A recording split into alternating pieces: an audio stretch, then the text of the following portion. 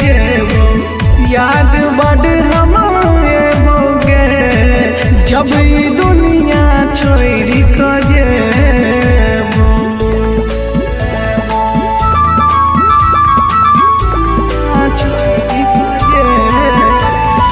Annu recording studio.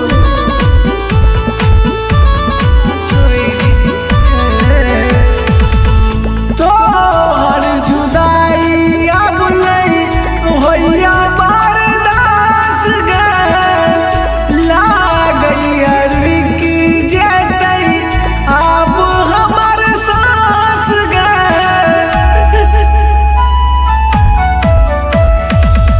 तोहर जुदाई अब नहीं होइया बर्दाश्त गे लागैया रुकि जेतै अब हमर सांस गे।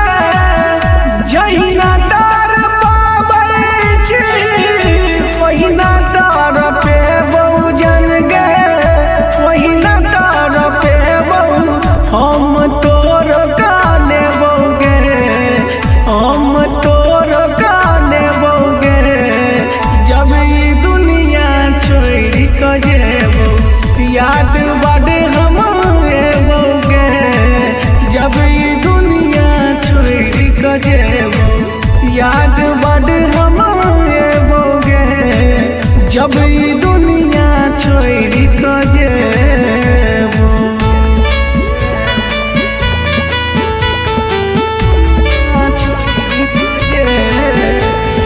Annu recording studio.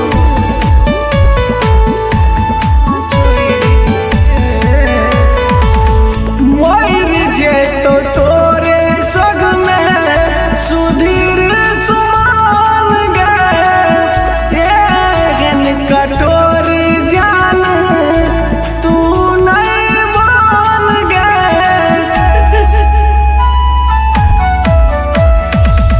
मोर जेतो तोरे सग में मुकेश पवन गे एहन कठोर जान तू नहीं मान गे।